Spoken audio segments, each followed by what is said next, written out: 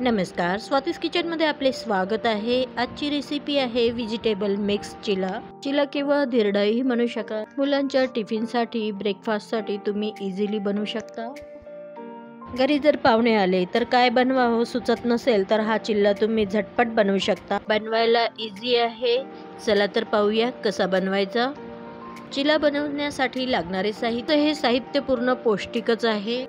एक कांदा बारीक चिरून घेतला आहे, एक छोट्या आकाराचं बीट खिसून घेतला आहे, एक गाजर खिसून घेतला आहे, कोथिंबीर, एक टोमॅटो बारीक चिरून घेतला आहे, काकडी अर्धी खिसून घेतली आहे, पालक बारीक चिरून घेतली आहे, तीळ आणि ओवा एकत्र 1 चम्मच आहे। आणखी कोणत्या भाज्या आवडत असतील तर त्या पण घातल्या तरी चालेल। आता एका बाउलमध्ये 2 चमचे बेसन घालते आहे। मेजरमेंटसाठी वाटीचं प्रमाण सुद्धा घेऊ शकता। आता 2 चमचे कणिक घालते आहे।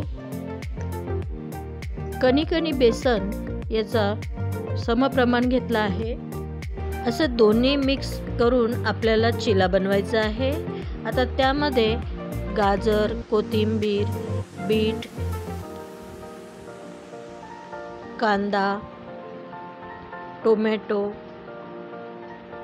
सगळं एकत्र मिक्स करून घ्यायचं आहे। काकडी, तीळ आणि ओवा, तर त्यामध्ये सुके जिन्नस, 1 चम्मच तिखट, अर्धा चम्मच धने पावडर, अर्धा चम्मच हळद, चवीनुसार मीठ, थोडासा चिमूटभर सोडा घालते आहे खाण्याचा। छान मिक्स करून घ्यायचं। बिना सोड्याचं पण तुम्ही बनवू शकता। सोडा घातल्याने आपला चिला छान एकदम मऊसूत बनतो। आता थोडं पाणी घालून आपल्याला बेटर तयार करून घ्यायचं आहे। एकदम पाणी न घालता अगदी थोडं पाणी घालून आपल्याला हे बेटर तयार करायचं आहे। आता आणखी थोडं पाणी घालते आहे, कमी वाटत आहे म्हणून। ज्याप्रमाणे आपण डोस्याचं बेटर बनवतो, एकदम पातळ नाही आणि घट्ट नाही, अशा पद्धतीने हे बेटर बनवायचं आहे। केव्हाही बनवू शकता, झटपट बनवायला इझी आहे। आता आपलं बेटर छान तयार झालेलं आहे। घरी असलेल्या साहित्यातनं हा चिला बनवलेला आहे। असं छान आपलं बेटर तयार झाल्यानंतर आता चिला बनवते आहे। गॅसवर नॉनस्टिक तवा ठेवायचा, थोडं तेल लावून घ्यायचं आधी। आता 2 चमचे बेटर घालते आहे। चमच्याने थोडंसं पसरवून घ्यायचं। थोडा चिला जाडसरच ठेवायचा आणि व्यवस्थित पसरवून झाल्यानंतर त्यावर आपल्याला झाकणी घालायची आहे। थोडं वाफेवर शिजू द्यायचं 2 मिनिटं।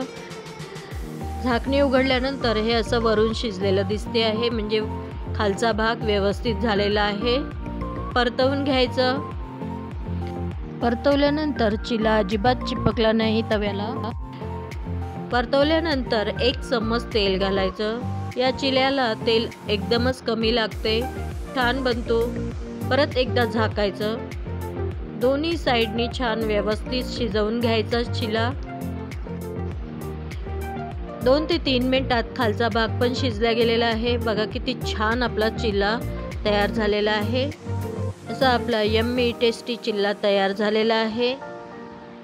सॉस सोबत तसंच दह्याच्या चटणी सोबत खायला एकदमच टेस्टी लागतो। करून पहा आणि कमेंट सेक्शनमध्ये सांगा कसा बनला आहे। अशा सोपी रेसिपी बघण्यासाठी माझ्या चॅनलला लाईक करा, शेअर करा, सबस्क्राईब करा। कमेंट सेक्शनमध्ये सांगा कसा बनला आहे। वेळात वेळ काढून व्हिडिओ बघण्याबद्दल धन्यवाद।